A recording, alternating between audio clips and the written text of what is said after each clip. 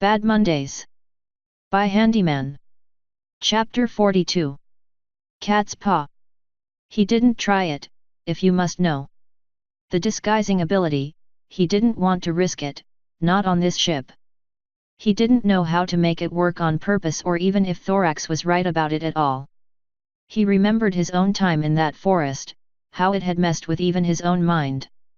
It was the same mind that, if his suspicions were correct, seemed resistant to any attempts to alter it magically. Thorax might have merely been suffering under the same delusions, for delusions they were and certainly not real. There is no road.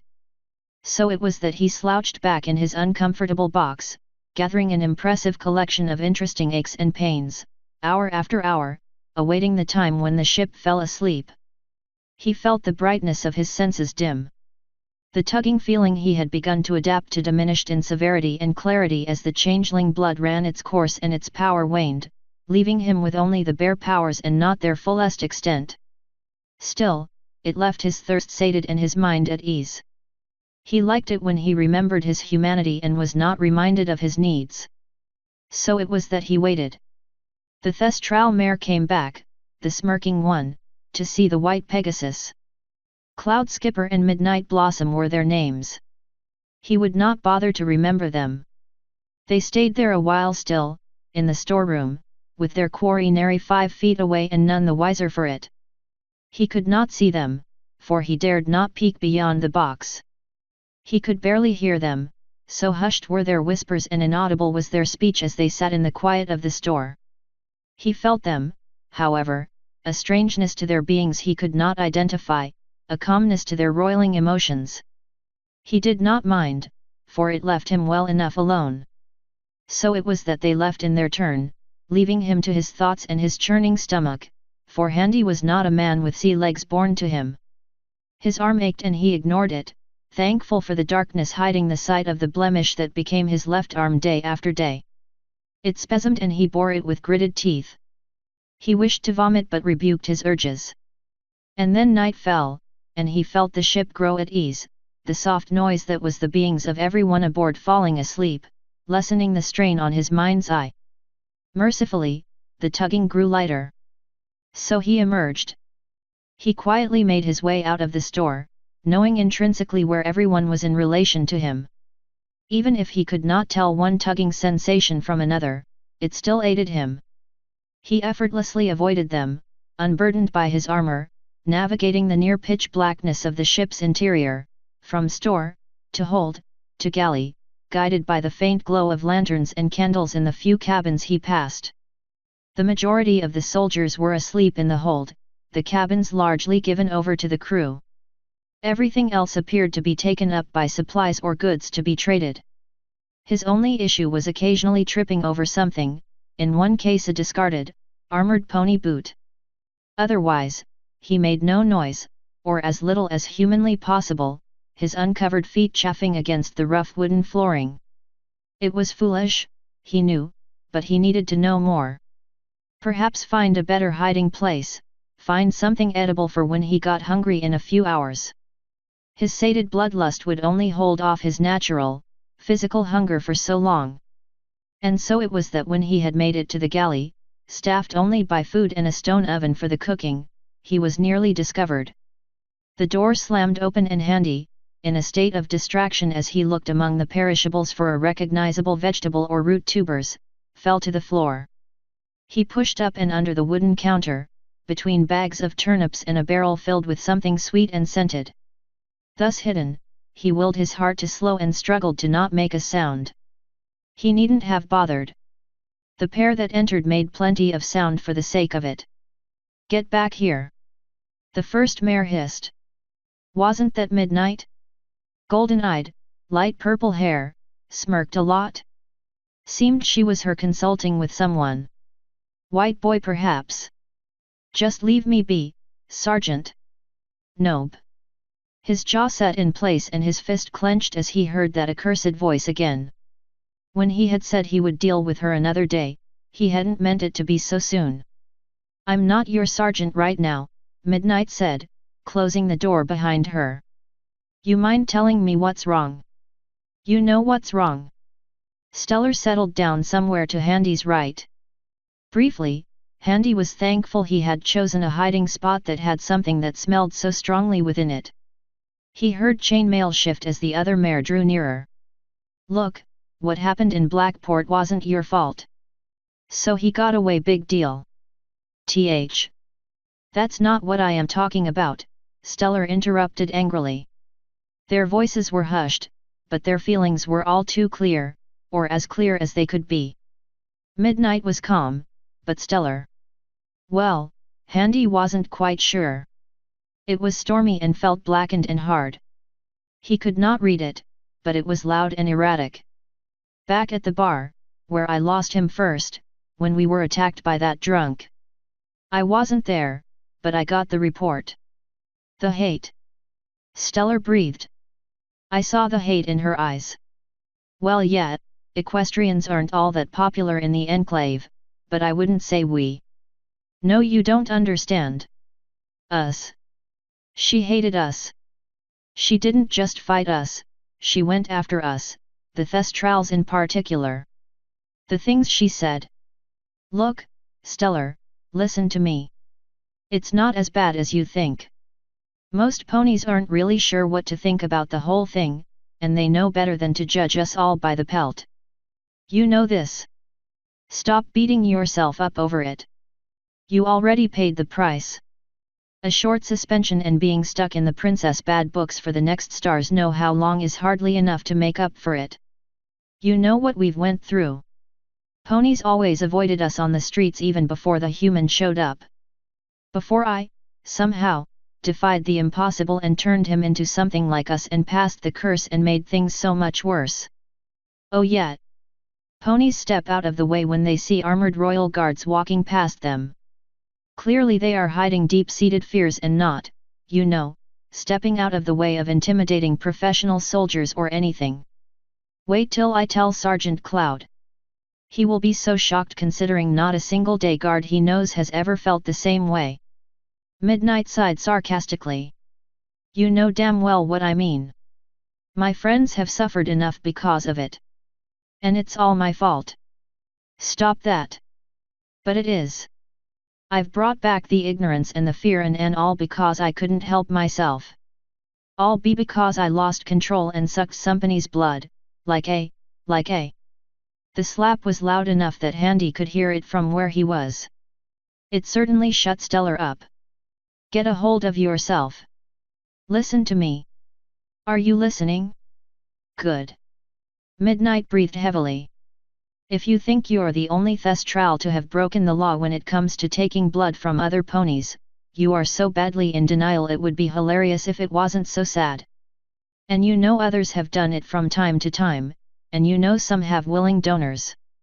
Most others have their own ways of doing things, the occasional chicken, getting delayed on patrols in wooded areas, taking leave to go back home to the Hollows, Blackwoods, and Fitzworth. And you know why they do.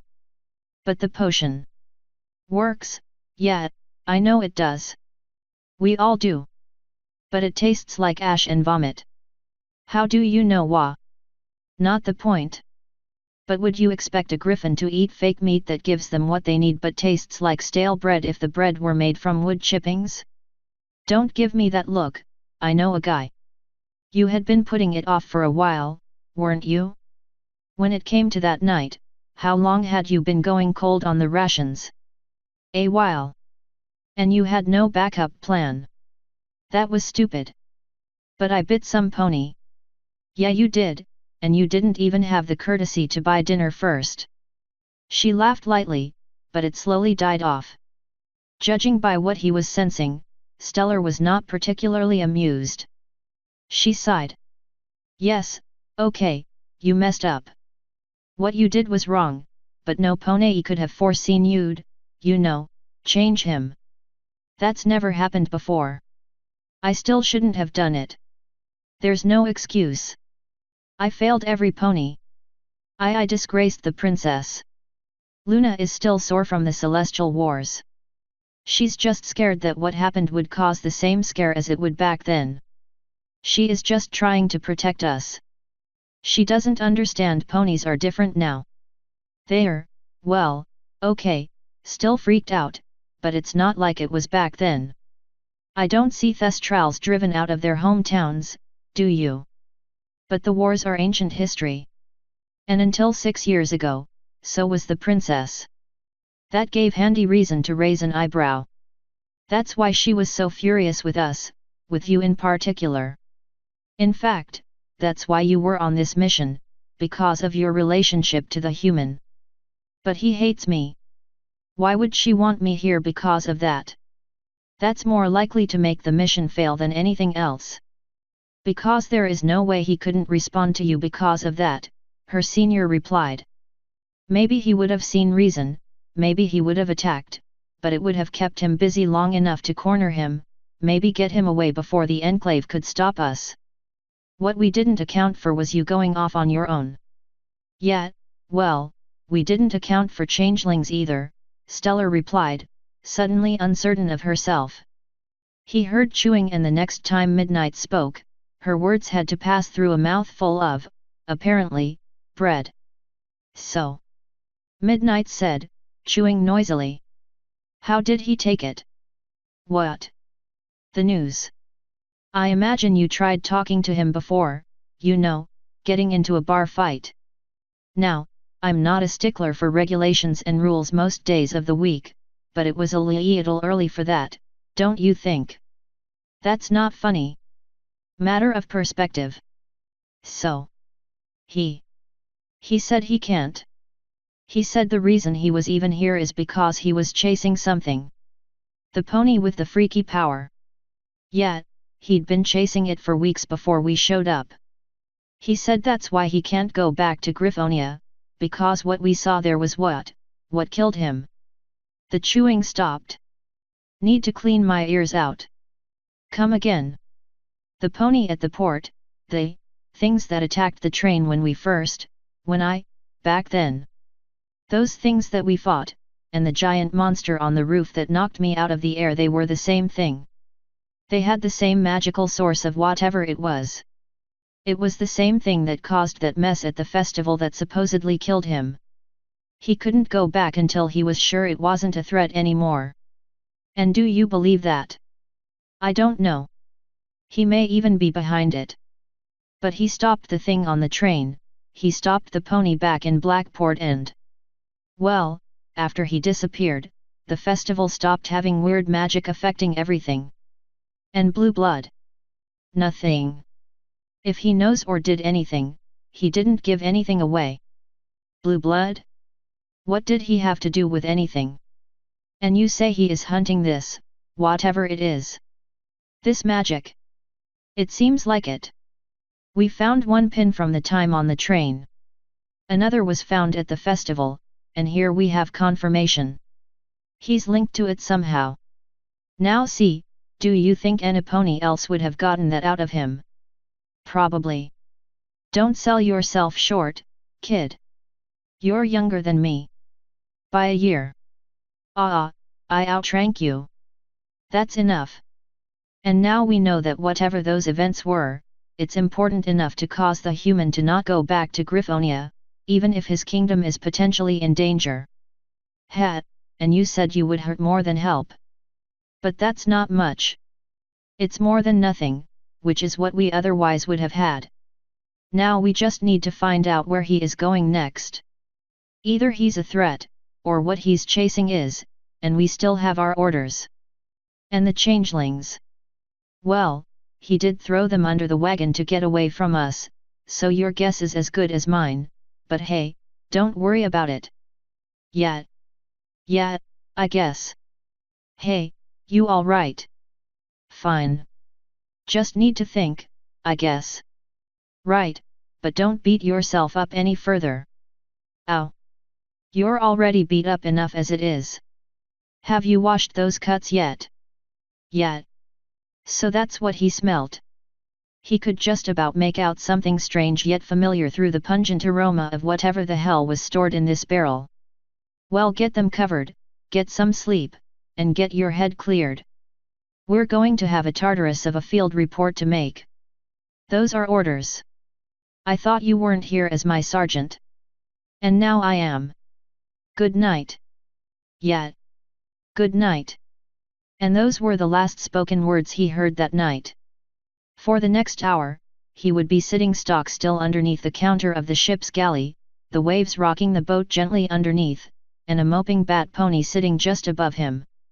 The moping bat pony, who sat there in silence, chewing away on a piece of bread. Whatever internal conflict that was raging within her hadn't let up just because Sergeant Smirks-a-Lot left the room.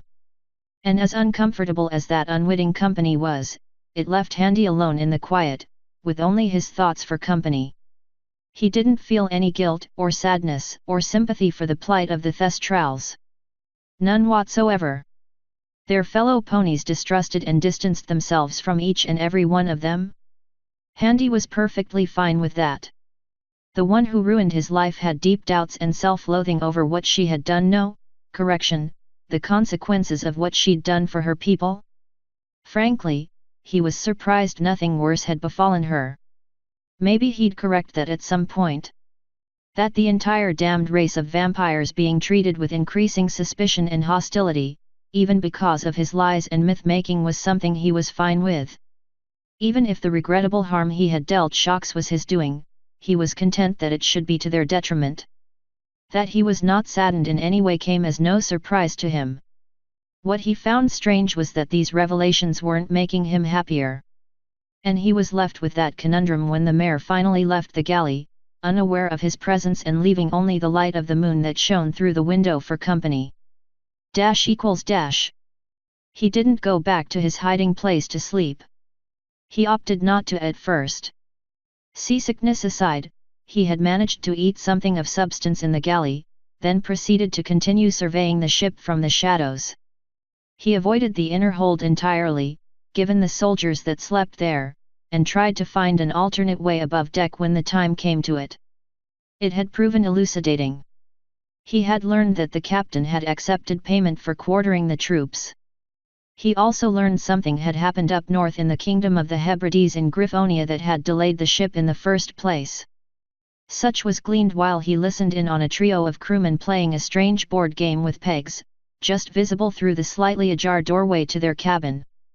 Nothing more substantial than that was heard, unfortunately. The conversation soon turned to matters of payment, women, and what they planned to do when the ship arrived at port for the winter. Handy moved on. With the exception of what an observer might call a humorous moment when a sleeping guard's pony on the ground grabbed his leg while in the fit of a dream, Handy had no problem extracting himself from the bowels of the ship to the deck. Getting from the entrance to literally anywhere he could hide was another matter. The moon was shining strong and the ship was bathed in bluish-white light and sharp shadows despite the gathering fog. Indeed, it was so luminous that Handy felt he risked exposure. He didn't notice that every single lantern was dosed, and the ship was enshrouded in mist. Hushed whispers came from the ship's castle above him, near the wheel, barely audible. There were two of them up there, one on the wheel and the other talking to him. What were they talking about and why the fear of being overheard? And where was everyone else? There should have been more than just two people above deck even at night, and the captain wasn't in his cabin as far as he could sense. Was that him up there? And then he saw it. A looming darkness rose out of the mist off the ship's port side. It was strange and jagged in shape, uneven with jutting protrusions, like a dagger made from diseased bone. It glided on the water, its momentum barely slowed by the friction and causing no more noise than that of the water folding over on itself as it passed by. The whispering hushed from the castle above him, the steering stopped, the wood of the ship settling under the strain. He heard it. It was the sound of something clattering against stone. He just made out scuttling shapes over the form of the strange vessel off their bow, separated from them by a thin veil of water vapor, not making a sound other than what their movements would allow. He couldn't make them out, their hulking, distorted forms dark and mysterious on the other side of the mist, crawling over the terrible mass of the vessel that bore them passing them by. Handy felt his skin crawl. The sheer menace the presence of the passing ship inspired was enough to dredge up the horrors of the greenwoods, of being surrounded by wood and mist and the things they hid. There is no road. The ship eventually passed, leaving them unhindered and unmolested. Its dark form disappeared into the grey, and peace returned to the world in its wake.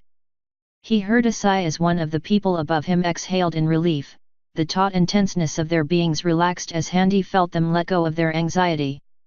He retreated back below deck, mindful of the positions of those who were still awake and moving in the dark, making his way to the store and his hiding spot.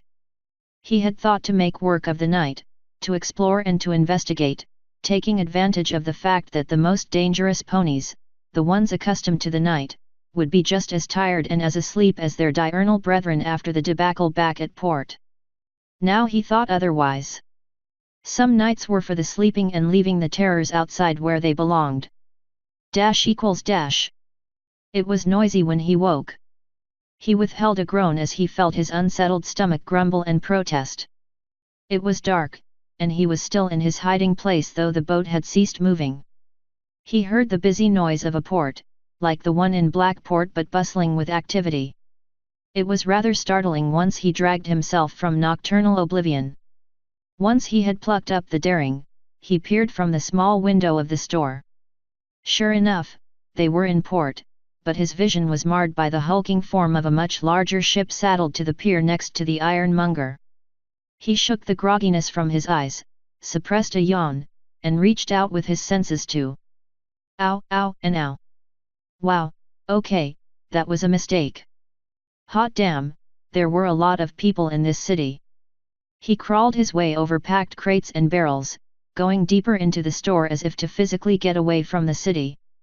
Every morning it was the same, wake up from oblivion and then, slowly but surely, the tugging sensation began as his brain caught up with his consciousness. It was like rolling down a hill that became increasingly covered in nettles the further you went, only to land in thorn bushes at its end. One can imagine why Handy had avoided ever getting a hangover since he attained the ability. He was not indulging the demon's drink with this experience every morning. Not until he learned to turn the damn thing off at least. When at last it settled, he decided to try and concentrate on the blips closest to him on the radar.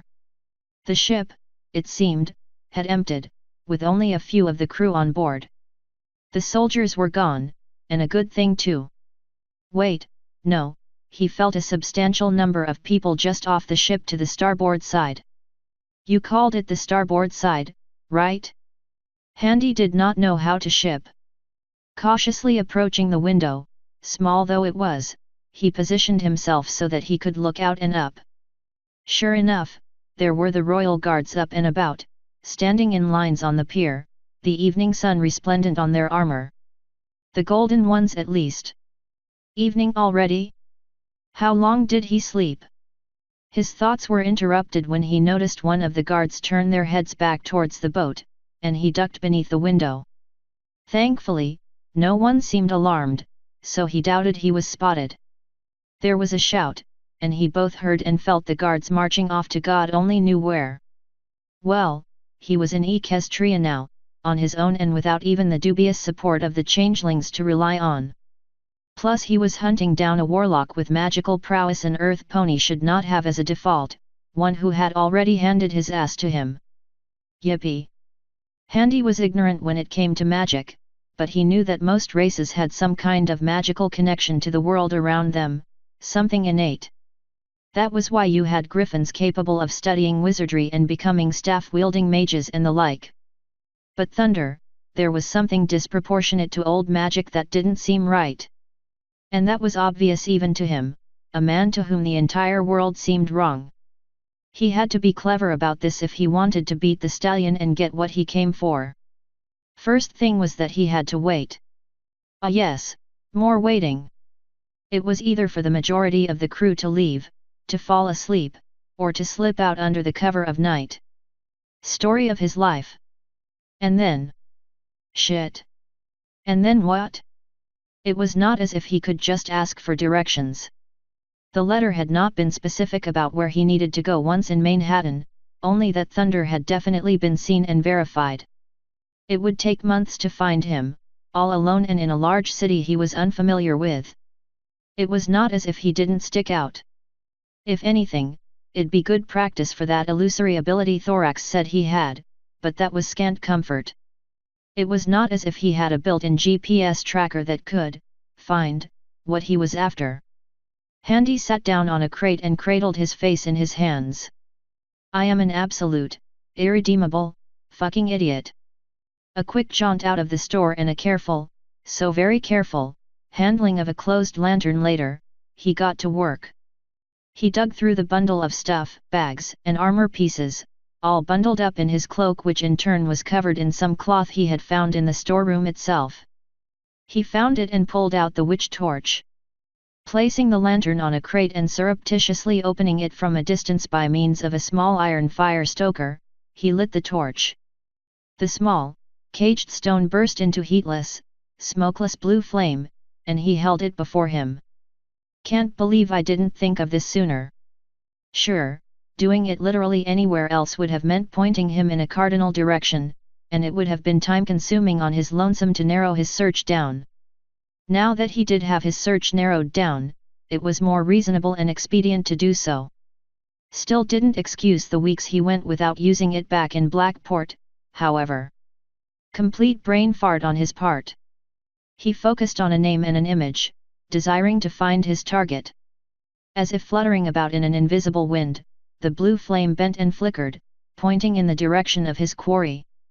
Handy smiled. Dash equals dash. Manhattan, in a word, was astonishing. Handy was not what one may call well-traveled, at least not back on Earth, but he had been to London, seen Barcelona, Rome, Berlin, and was intimately familiar with the cities of his own homeland. In his time in this world, he had seen the gleaming spires of Canterlot, the rugged homes of the Griffins of Firth Engert, and the deceptive simplicity of the mountain-clinging structures of Hightown in Skymount that so emulated King Johann's castle. He had seen the dour streets of Blackport, the dire and sepulchral opulence of Lepidopolis, the canyon city ruled by winter in the greenwoods, and the unspeakable majesty of the Whisperwood. He had seen bigger cities, grander cities, older cities, more elegant, more storied.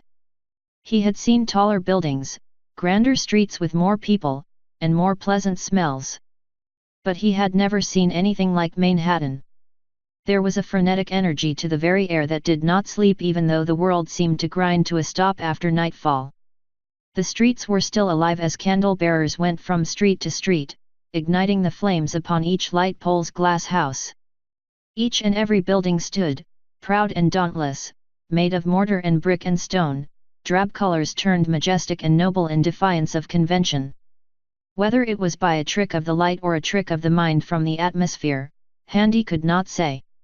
Dark clouds arose from the ground in the distance beyond the city, across the strait to the houses of industry, from where the factories, mills, smelters, refineries, coal yards, ironworks, and the famous Manhattan train yards called home. It was where the wrought iron leviathans and the great WIRMs of steel and fire were constructed and brought in the lifeblood of the city, the ore and raw materials harvested from the fields and the bowels of the earth in the mining and farming townships that so defined eastern Equestria. There stood a great bridge that connected the island to the mainland, a marvel of the age, a suspension creation that Handy had yet to meet the like of in this world. It was constructed of cold iron, great blocks of stone and granite, sweat and tears, transporting the workers of the city from their places of toil to their places of rest and play on the island that housed the city. The fools probably did not understand what a wonder they had created. That ponies were capable of such things was amazing in itself. The same train that so utilized the bridge cut through the city itself, all the way to the port and harbor where its goods were loaded and unloaded for the bustling port. It was so much larger than that of the city he left, and much busier too, winter be damned. And yet, so unlike its namesake on Earth, Manhattan defied convention, with a circular street pattern rather than a grid-based one. For a reason Handy could not fathom, this city of industry and labor, at some point in its founding, had been constructed around a central point on its coast. The streets radiated outwards in straight lines, and these were connected by concentric semicircles that began at the coast, went around through each street, and all the way until it hit the coast again. These radiating streets were known locally as high roads. This was due to the proclivity of some of them to rise up off of the ground, suspended on great pillars or brick walls in places as they went over the low roads, including the central Golden Mile that bore the train. These high roads led to bustling streets and a secondary level to the city, bearing up bright gardens and parks that dotted the cityscape with hanging vines, flowers, and garlands that reached all the way down to the streets below. Though the day had come to an end, the city was vibrating with life. Late-night shops, districts given over for commerce and revelry, bars and dancing halls, buskers playing music, theaters and plays gave cause for the very stones of the street to sing with life and to dance with energy. Restaurants, eateries, and cafes, where the workers and their work masters mingled and conversed over lagers and teas. Tiny satellite townships on the same island replicated the city's layout as they spread out across the island.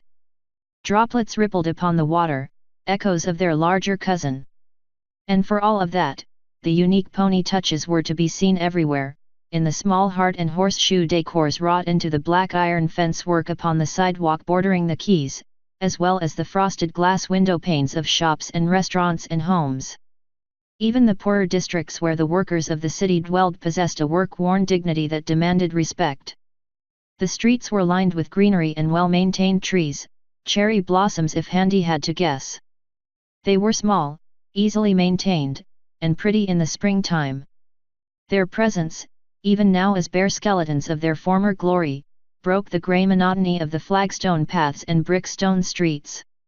The foul stench of the factory and industry that defined the far side of the bay barely reached the city, the smog and pollution gathered by teams of Pegasi taken God only knew where else. A thankless job, but one whose benefits went without saying. A small sympathetic part of his heart hoped those poor bastards had some kind of protection for their poor lungs.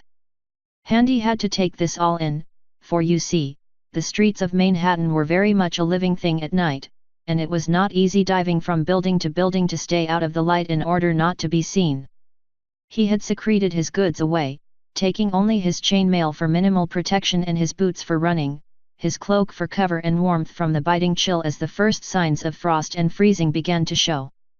He got to experience firsthand what it was like to walk head first into a wall where there should have been a street as he turned a corner, as well as figure out when the best times were to hurry through the thoroughfare and going underneath a high road with the minimal possibility of someone seeing him. Diving out from a secluded alleyway, risking several seconds of exposure to lamplight, diving through the obstruction in order to get to the other side and into another hiding place before he was spotted was far more adrenaline-inducing than it should be. The psychic radar he picked up was helpful but imperfect. He could tell where someone was, but not what direction they were looking. He got to see the townhouses of the well-to-do in their gated communities as well as the more rush-out homes of the city-dwelling work pony. He enjoyed the fact that he got lost due to the city's confusing street structure in spite of having a magically guiding fire in his hands. Well, okay, he did not enjoy it. Not at all. Neither did he enjoy having to about-face and run in the opposite direction when he nearly ran out of an alley, headlong into an unlit street where there appeared to be a substantive crowd gathered outside a tavern. They seemed to be entertained by a drunken brawl or another. Handy didn't know. He could just about make out the sound of a violin being abused by someone who clearly had no business playing such an instrument. But it all paid off in the end. The flame led him along a street facing the water and the industrial bay area on the far side. It was a quiet, secluded area of the city.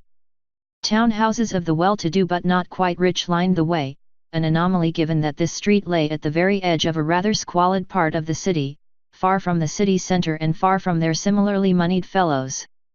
That likely meant this was a street of the rich who wanted to be left alone and had the money to stay secure even in a location like this. The candle-bearers with their long sticks had yet to light the wicks of the street lights here. While it was a blessing in allowing Handy to go about without being easily discernible, it did make the fact that he held a creepy blue firelight aloft all the more noticeable. He made do, for he was led to a rather palatial-looking estate. The building towered 4 or 5 floors off the ground, not counting the ground floor. It possessed tall windows, a white coat of paint upon its facade, and a subtle opulence too grand for Manhattan and too subdued for a greater city like Canterlot. He crept closer, leaning against the wall of a townhouse that bordered the half-fence, half-wall enclosure, just enough to spy around the corner and through the bars. The flame was pointing towards the building, slightly upwards. One of the higher floors was where his quarry lay, but he had to be absolutely sure. He pulled back after only a few seconds of exposure. None of the windows appeared to be open, their blinds drawn, but a few rooms had lights on. He could not be seen. Nor too could he even begin to think of sneaking in there. God only knew what magical traps and tricks an old magic warlock could put in place. No, he had to try something else instead. Perhaps one may wonder why it was Handy was in such a hurry to find his quarry after arriving at port. Surely it would be more prudent to have waited even longer, perhaps until it was the dead of the night and the streets were more clear and unlit. Surely he had enough experience by now, skulking about in the dark, to know that such a course of action would be more favorable. But he had to hurry. The night was still young, and he had much to do. His mind had raced and travelled far in its haste since that time in the galley, listening to the woes of the accursed. He had to act fast before those who had already gone so far to seek him out left the city for greener pastures. To that end, he needed enough time to find out where they had gone while in the city. He had already ruled out travelling outside via train. A plan gestated in his mind as he circled around, skirting the spaces between houses and streets, confirming his prey was in the building he suspected. His breath frosted on the air as he struggled to think. He needed a means of egress, of running away from the scene when all was said and done. In particular, he needed a certain something he was sure he managed to snag from his room back in Blackport, something he was planning on Thorax being able to use, but he'd have to make do. His mind worked, and he smiled. After all, there was a Thestral who wanted to atone for her failings. Handy had a good idea where she could start. ===. It was good to not bear the brunt of a dressing down. Sure, standing amidst the ranks of the Solar and Lunar Guards, lined up as they were against the yard wall of the Manhattan militia barracks meant they were in the splash zone of the regional commandant's verbose rebuke. Thankfully, it was their newly minted sergeants who had to deal with it, front and center. Stoic Skippy stood straight and tall and took the onslaught like a champ.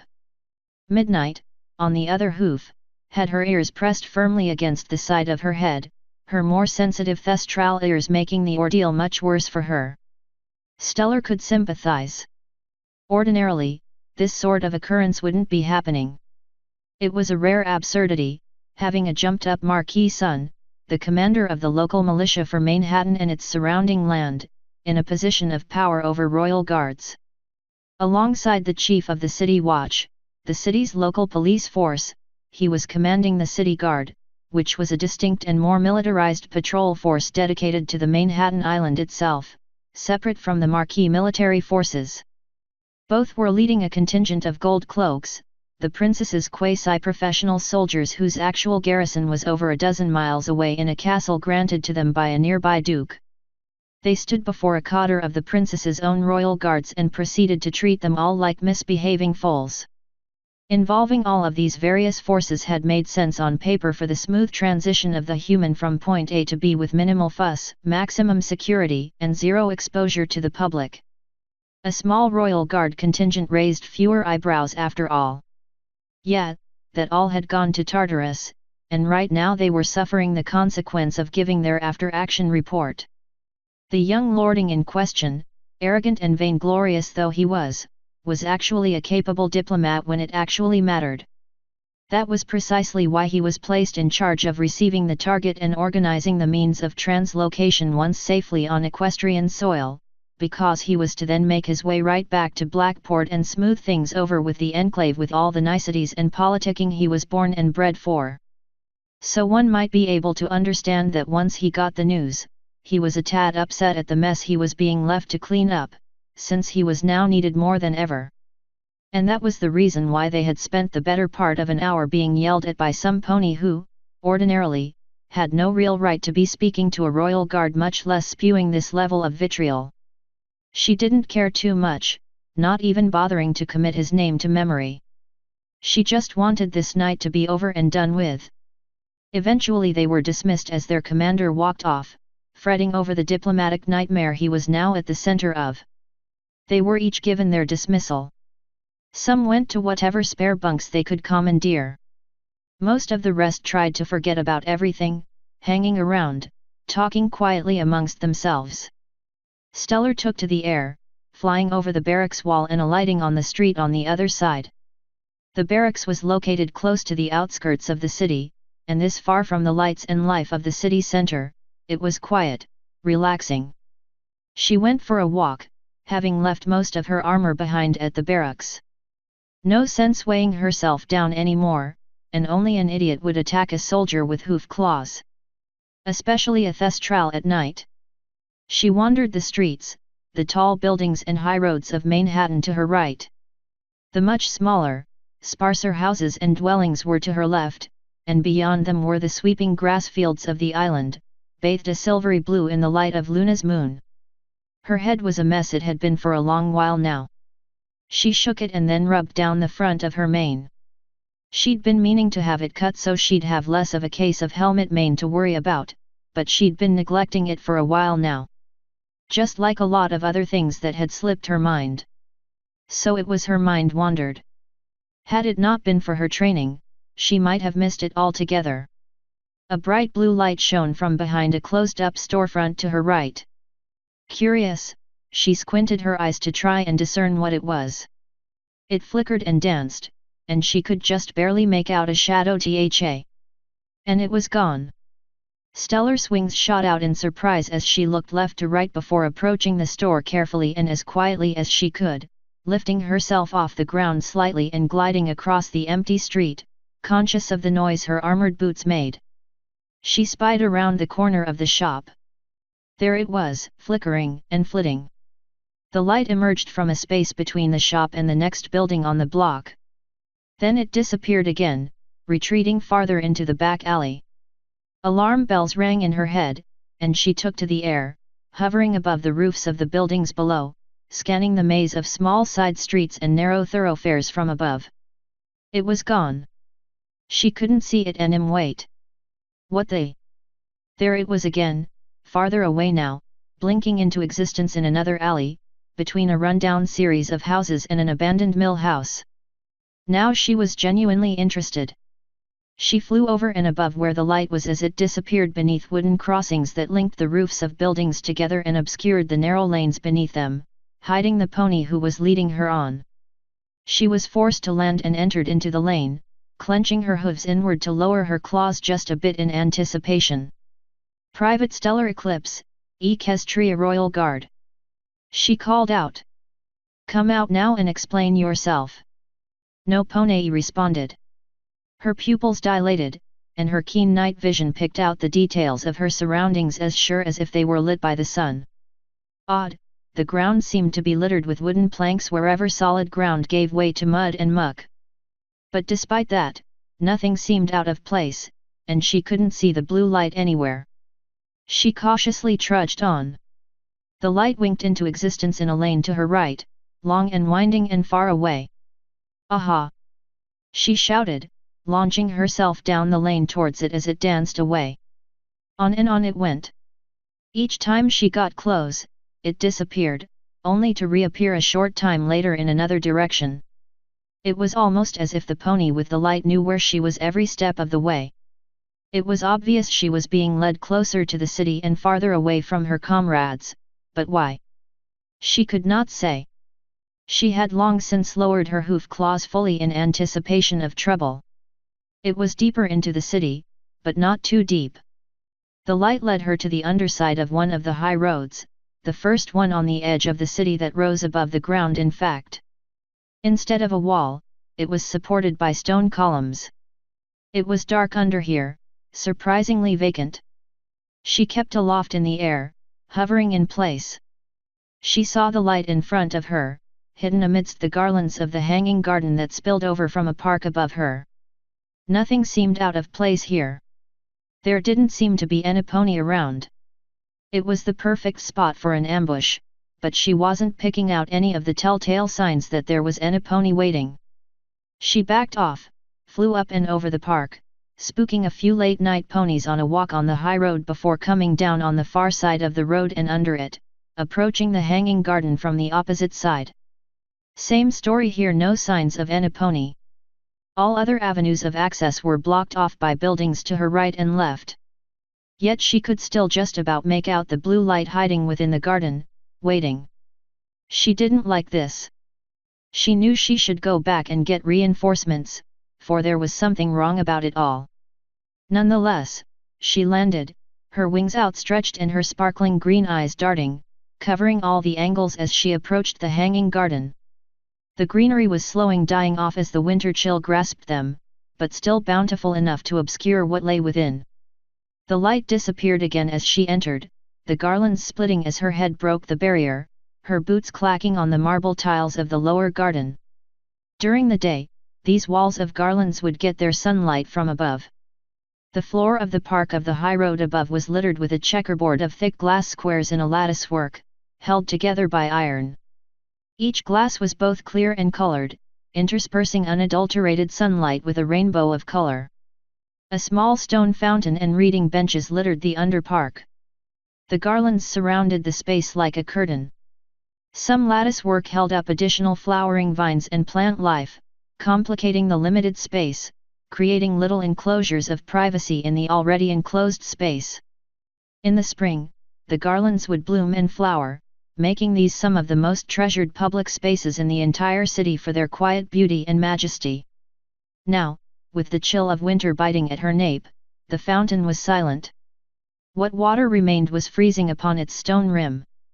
The greenery was losing its life and slowly dying, and the moonlight that shone through casted a mixture of darkened lights upon the ground. It made for an unnerving atmosphere, made all the worse for the near-deathly silence. "Okay," she said slowly, looking around. Her tail flicked once in agitation.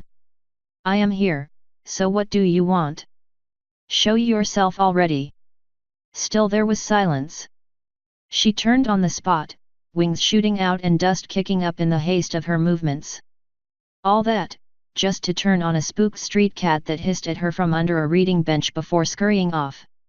She let out a breath she didn't know she had been holding, chastising herself for jumping at the slightest noise. "I'll admit," she rounded on the voice, her weapons clacking against the ground as the blades descended on her hooves with force in her shock as she adopted a battle-ready stance. There, from behind a small archway, strode a tall, dark figure, carrying something under a heavy leather cover. "I would have thought I had my work cut out for me trying to get one of you on your own. Maybe even had to scrap the idea altogether and go for something else if all of you held up in that barracks till morning. I do not suppose you ponies have heard that saying about the cat and curiosity, have you?" "You," Stellar stated, eyes wide and disbelieving. Handy spread his arms wide.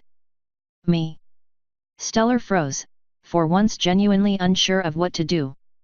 He shouldn't be here. How in Tartarus did he get here so fast? Why was he here? Her wings shot up as she prepared to take to the air again when Handy spoke. "Run now and Manhattan will burn to the ground." That stopped her in her tracks. "What are you talking about? Why are you here?" To which the human smiled lightly. "That'd be telling, but suffice it to say, our interests are mutual for once." "What interests? You made it quite clear you wouldn't come with us."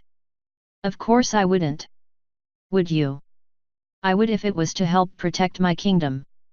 "And would you have been so eager to do so if it were someone like me to have asked you to?" What say you, Stellar? Come with me and save all of Equestria from the horrible threat of old magic? That sounds reasonable and trustworthy, right?" She didn't answer, and Handy's smile grew more sincere. "I had been hoping to get White Boy, your shiny new sergeant. So grim-faced and serious. He would have been fun to have led on like this. In truth, any one of you would have done for the message I want to give. Ah, but you." He crouched over, hand on knees so he could look her in the eye. From a distance of over 5 feet, of course. "It just had to be you, didn't it?" "Ha, To think it'd be you out of all people to have fallen for my ruse. I am in no mood for games, Handy, Stellar stated, a hoof raised to her chest in preparation, her wings splayed and ready for a launch. What do you want? And what gives? You're talking differently. I think you and I are a little past the point of my pleasant formalities, Handy said, his smile slightly more strained and his tone a little colder than the air around them. But fine, if you so wish to get straight to business, there is some information I want to pass on. Think of it as a little favor from Gethrenia to Equestria. Why would you want to give us anything? Oh, I don't, especially not you, dear Stellar. Oh my, no. But you see, you and your princesses are very much in the way and in the dark. One state of affairs I am in favor of. The other I am not, and so it is to my advantage that I get you out of my way. And what better way to do that than to alert you to a threat in your very midst? He paused. I mean, besides me. You admit you're a threat. Would it matter if I did? I am treated like one all the same, therefore you have made me one. What choice do I have? You ponies are all stuttering fools, flailing about in your own ignorance and jumping at the lightest of shadows. It is no wonder the mistress has gone unnoticed as long as she has. Mistress. Ah, have your attention, do I? He continued, striding calmly around Stellar. She moved, keeping him well within sight but at a distance. She kept the blades on her hooves lowered and ready. The elemental on the train, those ghosts that proved such a delightful distraction when we first met. The festival. Blackport. Everything has to do with old magic, and now it is here in the fine, old city of Manhattan. Stop dancing around the issue. What are you talking about? There is a pony I have been hunting since that day in Firthengert. He was behind most of it all, I am sure. He goes by the name of Thunder, and he is right here in this city. Handy paused, stopping mid-stride as he turned to look down at Stellar. And he plans on destroying it. It'll look like a freak weather accident, storms and waves and all that good stuff. I do not pretend to care for you ponies, least of all equestrians, but I do intend on stopping him. You're lying. There has to be more to it than that. What are you really here for? Vengeance, Handy said honestly. Stellar stammered. Oh no, not against you. Not yet at any rate. I'm rather busy, I'm afraid, so mayhap some other time. I just really wish to see Thunder shown where he ought to belong, splattered beneath my boot heel. I don't believe you. Handy leant back, extending his arms upwards and letting them fall to his side, shaking his head. Try to do someone a favor and they throw it back in your face. Such a shame. Handy turned around and took another step before stopping. One would think you'd want to redeem yourself in the eyes of dear old Sierra. What? Oh dear, I meant Luna. My apologies. Names you know, such funny things. Wait, what are you saying? Stellar demanded, advancing on Handy, only stopping when he swept his cloak back and gently tapped the head of his hammer. Another step, little pony, and I swear to God you'll regret it, he said with venom in his voice, his scowl lessening after a moment as he eased back into a calmer tone. But yes, I know about your little falling out of favor with the princess, how much it hurts you. I can see it, the shame of what you've done and the suspicion and difficulty it has brought down upon your ilk. How do you? Where did you hear about that? Oh, I have my ways, Eclipse, many ways most mortals should not even be aware of. The dead know many things and told me much during my time among them. That's nonsense. No pony can come back from the dead. Why you just making that up? Am I? Was I not annihilated so that not even a trace remained? Did I not appear as if from the ether like a spectre from the mist? Stellar studied his face for any hint of a lie. He was smiling, enjoying this. He was strutting about without his armor on in full confidence of his security before her. That, more than anything else, gave her pause. There had to be something she was missing. If your heart beats, do I not hear the blood flowing through your veins from a great distance? While you skulk about, do I not know when you are coming, even in the blackest of nights? Can I not see into your heart and bear witness to the turmoil there? Oh yes, Stellar, I see. I see far more than you could know. He advanced on her slowly. She stumbled back through a lattice fence, knocking the light construction over. I know your secret little shame. Oh, so devout and loyal, but cannot stand to keep up with her rations. Cannot bear to obey her oath like so many other thestrals, for the sake of nothing so venial and petty than the fact that you cannot stand the foul taste of your medicine. It's not like that. Stellar shouted back, wide-eyed and alarmed. I never meant to. It was an accident, I slipped up. And created me, Handy finished. A nightmare of your own fashioning. A mistake born of your own heedlessness. Oh yes, Stellar Eclipse, I am well acquainted with your faults and failings. It is only with every ounce of civility and patience that I do not exact my vengeance upon you right now. We are not done, you and I, and there will be a reckoning between us. He stopped and backed up a few steps. But not now and not here. Your princess wants me to go north to Griffonia. Fine. She has my word I will leave Equestria post-haste once I am done here. Then I shall do my very best, as soon as I am able, to ease the tensions and threat to my kingdom. Do you suppose that would be enough to ease Sierra's and Sorca's concerns, or shall I have to dance for their amusement as well? He threw something at her, and she lifted a hoof to avoid being struck as a heavy leather glove hit the ground. Tell your superiors the truth. What happened in Blackport will happen here in Manhattan, and that I have come to stop it. That it will be worse, for the warlock is much more powerful, and he is great and terrible. Tell them I am here. Tell them where they can find me. Why? Stellar asked. Handy raised an eyebrow. Why now? If you're not here to come along quietly, why tell us about this warlock's presence at all? You weren't too happy when we interfered in Blackport. That's because Blackport was not in Equestria. You shouldn't have been there, and your presence upset a delicate balance. Here?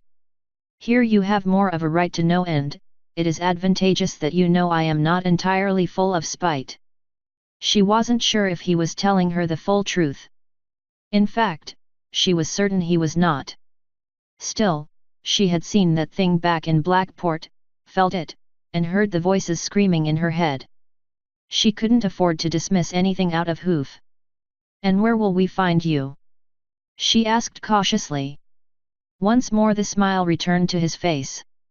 At the waterfront to the west, on Seminole Street. There you will find an enclosed estate with a silver lily on the wrought iron gates. The one known as Thunder is an earth pony, has light blue fur, almost white, soft-spoken, prefers garish clothing.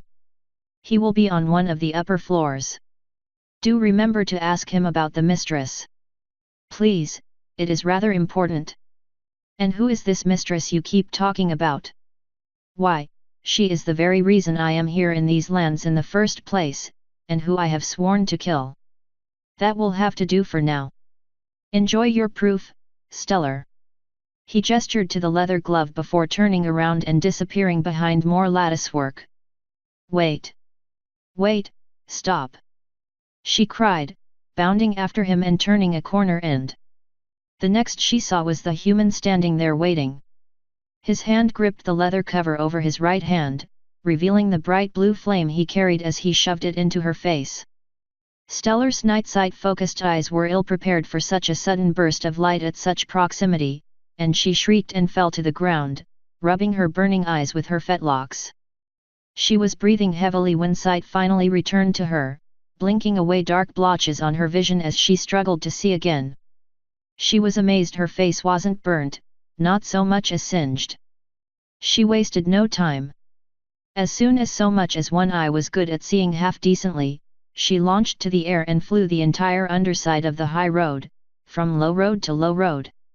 She couldn't find him.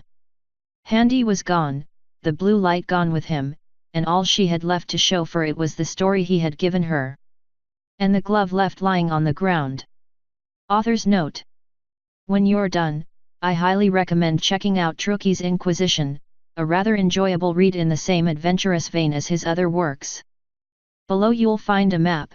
Handy's current location is noted by the silver hammer. A useful key to understand what you're looking at as well as other maps can be found here. End author's note.